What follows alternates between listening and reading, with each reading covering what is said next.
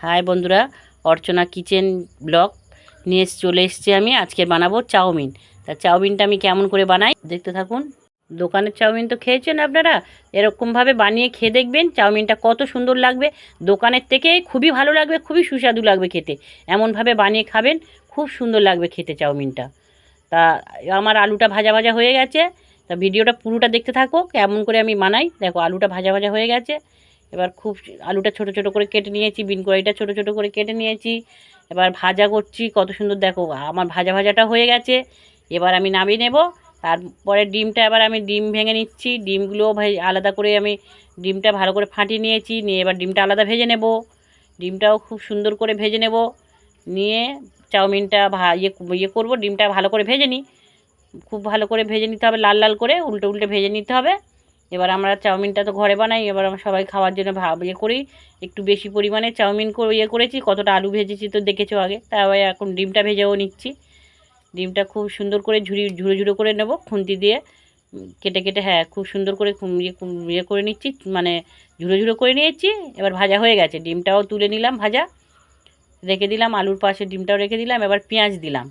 পেঁয়াজ দিয়ে একটু ভাজা ভাজা করে লাল লাল করে নিচ্ছি। পেঁয়াজটা ভাজা ভাজা করে নিচ্ছি। পরিমাণ মতো একটু নুনও দিয়ে দিলাম।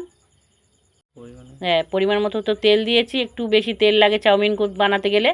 আর দিয়েছি তেল দিয়েছি, দিয়ে নুন টুন দিয়েছি, একটু লাল লাল করে ভাজা ভাজা হয়ে গেছে। দেখো এবার চাউমিনটা দিয়ে দিচ্ছি ওর মধ্যে, দিয়ে আমি নাড়তে থাকছি।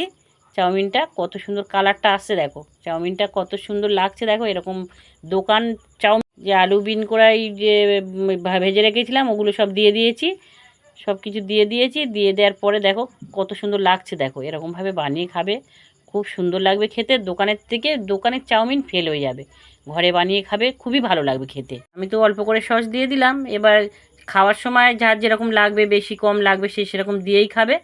আমি এবার সসটা দিয়ে ভালো করে একটু নেড়ে চেড়ে নিয়ে আর রেখে দিলাম। ধরো রেখে দেবো সসটা, এই চাউমিনটা রেখে দেবো। এবার সসটা সে যেরকম খাবে সে সেরকম দিয়ে খাবে, কোনো অসুবিধা নেই। তা আমি একটু নেড়ে চেড়ে রেখে দিচ্ছি। হয়ে গেছে আমার একদম বানানো চাউমিন বানানো ইয়ে হয়ে গেছে। আর একটু নেড়ে চেড়েও দিয়েছি, নেড়ে চেড়ে দিয়ে দিলেও নাড়তে থাকছি একটু। নাড়ছি, এটা ভালো একটু সসটা সব কিছু থেকে মাখা মাখা হয়ে যাবে চাউমিনের সাথে। আর তারপরে আবার দিয়ে তো খাবে সবাই, খুবই ভালো লাগবে খেতে। আপনারা এরকম করে বানিয়ে খাবেন, খুব সুন্দর লাগবে খেতে। খেয়ে একবার বানিয়ে দেখবেন, খেয়ে কত সুন্দর লাগবে। দেখো কালারটা কত সুন্দর এসেছে। দেখো আমি ঘরোয়া তো ভাবে বানিয়েছি, তো খুবই ভালো মানে ভালো লাগবে খেতে, এত সুন্দর। দেখো কালারটা দেখো কত সুন্দর। দেখো এরকম দোকানে এতটা হয় না। এবার নাবিয়ে নিচ্ছে পাত্রতে, একটা আমি কড়া থেকে নাবিয়ে নিলাম। দেখো কত সুন্দর লাগছে। দেখো এরকমভাবে আপনারা বানিয়ে খাবেন, খুব ভালো লাগবে খেতে। আপনারা এরকমভাবে চাউমিন বানিয়ে খাবেন, খেয়ে দেখে আমাকে কমেন্ট করো, আর লাইক করো, শেয়ার করো, সাবস্ক্রাইব করো। সবাই আমাকে সাপোর্ট করো, আমার চ্যানেলের পাশে থেকো। এরকম নতুন নতুন ভিডিও পেতে গেলে আমার পাশে থেকো।